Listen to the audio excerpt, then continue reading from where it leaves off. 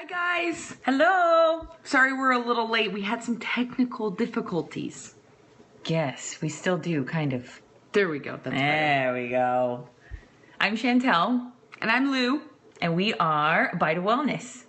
Oh my God, Becky, look at her butt. It is so big.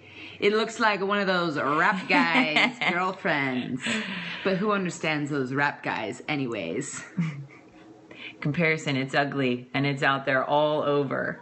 That song definitely, to me, reminds me of being a kid, and that comparison right there is it's ugly for sure. So today, we want to talk about comparison, what comparison is, and how it's totally detrimental in our lives and the way that we live our lives and how it steals our joy. And so the definition of comparison is to analyze, to divide, to measure, to segregate, to examine similarities and differences. So we all know this. Us girls, we walk into a room. Chantel walks in the room. She's all tall and long legs. And I'm like, what? Like, what is she wearing? I mean, come on. When in all actuality, I'm like, oh my gosh, look at her legs. They're amazing. They're amazing. But instead of doing that, we tend to chop her down, compare, and make ourselves feel better. Yes. So we were playing with this idea of just comparison and how it's all over. It's all over the place. It's in children, it's in adults, men and women. It's really ugly in women because we tend to tear down each other. I believe that it starts a lot in our childhood when we're kids and we automatically divide into social groups. And as I was looking at this, and I was actually thinking, I was driving the other day, and I began to think of really comparison as being a reaction, just something that we automatically react to, and it's something that we really don't even pay attention to, and then we let it drive our emotions. We let it drive our emotions, and then sometimes we don't even know where they're going to go. We don't know if it's going to be really ugly, and sometimes we don't even notice that it is ugly when it does happen. So Lou and I were talking, and we sit and we talk about topics like this all the time, and we began to think like, wow, we could sit and talk about this and really get some feedback from some other people and really help other people as well as ourselves, because still, just when is comparison healthy and when is it not? So we have a couple different things that we want to talk about, but if you would like to ask us a question. No, actually you can't do that because we accidentally forgot to turn them on, so we can't see anything. We don't know if you're asking questions. We don't know if you want to talk because it's how locked. do you do that? And I don't know how to turn it off. We don't know how. Bummer. Sorry. So maybe you could email us, Lu at Lou Crenshaw. Or you could find us at A Bite of Wellness and send us a private message, or we could talk about this again, or I don't know, go on our Instagram and we can talk about it more. But our thing's not on, it's locked. So we can't actually see anything. We see how many people are here. There's like 19, 20 of you. So awesome. Yeah. So unfortunately. So yesterday. So never mind. Yeah, never mind. Yesterday we launched Bite of Wellness, and we just want to talk about wellness issues that keep us from fullness and wholeness in our lives. And so yesterday, Chantel presented the question of where you compare yourself in life to other people, whether it be your car, your clothes, your body, your monetary status. Yeah. And she said, comparison drives our thoughts towards judgment and words towards insult. So what did you mean by that? I feel like the second we try to size ourselves up to someone else or something else, or whether it be their person or their achievements, we automatically, we kind of go into two different categories. I feel like even with myself, before, like whether it be lack of fitness or lack of education or just the car was a big thing for me. I mean, when I was a kid, I was always looking at other people's cars and going, wow, I wish I had what they had, and automatically just compared what I had to what they have. And through that, I thought, well, there is a reaction that happens, and what is it? Is it healthy? Is it unhealthy? Is it negative? Does it help me in any way, shape, or form? But really, as it's happening, you don't think about that. You just have the reaction, and then in hindsight, you go, okay, wow, that was really mean of me. Or like if I would see somebody driving a nicer car when I was younger, and I would say, mom and dad probably have a lot of money, but yet I have no idea how they got their car. I had no idea if they saved up and they bought their car. If so there's so many different things like that you just don't look at. You automatically just look at yourself as having not what they have.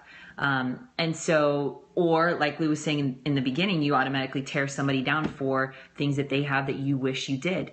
And so you begin to insult them, and you insult them for what reason? To make yourself feel better? Or do you, where does it drive you? Where does that lead you? That comparison, does it lead you in a positive way, to action? Or does it lead you, into that verbal insult? So I just began to think about that, and then think about myself first and foremost, and then other stories of other people and how they compare themselves.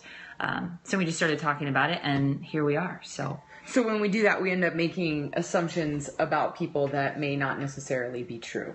Yes. Yeah. So like, how many times, girls, have you seen a chick walk into a party, or you met her and you didn't like her outfit, but you really liked her outfit? And then later on, you're like, I had no idea how cool you were because I actually really liked you, right? I mean, we've all done it. So we end up making assumptions about people's character because we're actually very insecure, and we wished that we had what they had, instead of saying, this is who I am, this is what I have, and then being able to live in that place, right? So we were also talking about this. You asked the question of, is comparison a reaction? Yeah. I feel like it is to some point. When you see something, when you see someone, when you see something that intrigues you, you automatically get a feeling about it. You get a feeling about it, or you like it or you don't like it. And sometimes you like it for certain reasons, and you can let's take for instance, like you mentioned earlier today about, something that someone was wearing, and it could be an outfit, and you could say, well, wow, I wish I had an outfit like that, or I wish I had the money to buy an outfit like that. And instead of going up to him saying, wow, your outfit's super cute, you just sit there and go, I wish I had that. I wish I had that. I wish I had that. Right? I wish. And the same thing goes. Now, there's certain things that obviously with money, with people that, they have obviously things that they've purchased. And then there's other things where we talk about hard work. So fitness, and discipline. And so then that's kind of where, I was also thinking that, once someone looks at someone and says, well, I can't have what they have as far as their fitness level or their body. But really you can. And so then you go into a kind of back and forth of, okay, am I going to just make excuses as to why I can't do that? Or am I really going to do that? So you kind of have choices there and decisions to make. But I feel like, I think all of us are guilty of that to a certain extent. But it really comes down to we have to ask ourselves questions as to why we're doing what we're doing, or why we're thinking what we're thinking. And really, is it nice? Just being is standing in judgment of someone else, is that nice? I mean, obviously it's not. So, and does it actually really make you feel better about yourself? Yeah, definitely not. Yeah. So then I just end up disliking another human being because I'm actually just a little bit insecure. And so then we end up actually robbing ourselves of our own joy. Because when I compare myself to someone else and I want what they have, I'm actually functioning out of jealousy and envy. And that only causes strife, and it's prideful, and it's arrogant, and it divides, and it keeps us from having honest, legitimate relationships with people. And so it ends up being extremely dangerous.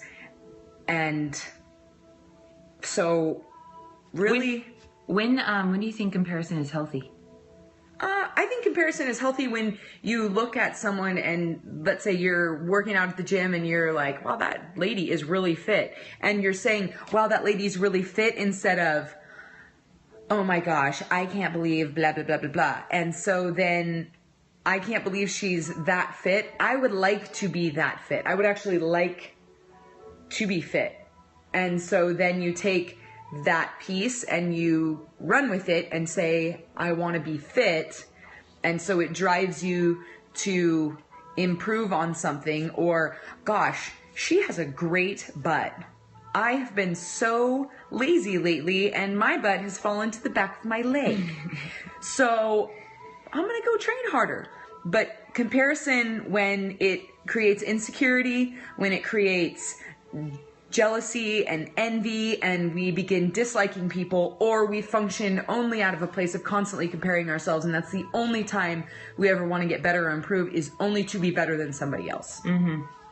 Yeah, definitely. I think that there's a, so for an example, like just as far as fitness goes, you look at someone and you say, I want to look like them, but you know, they probably do drugs. They're probably on some crazy diet. They're probably, you know, you can just add on to the list, of things, or just excuses as to why you couldn't, because you would never get on a diet like that, or you would never take drugs, or you would never, I mean, obviously those things are obvious, but you just automatically put them in a category of they're not real. They couldn't do that on their own. And so then you just make excuses as to why you wouldn't take the next step to getting healthier, or actually just doing something rather than just sitting on your butt and looking at them and running your mouth kind of thing.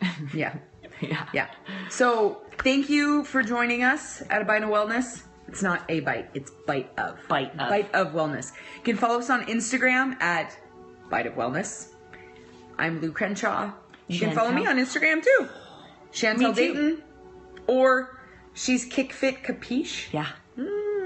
She's a karate girl. Yeah. So, anyways, next Thursday, same time, same bat channel, we will be talking about something else. And we'll figure out the questions. Yeah, and we'll figure out how to do this thing better. Yeah. So, go home and chew on some of this stuff that we've been talking about. And, yeah. Yeah. Enjoy your day. See you next week. Bye.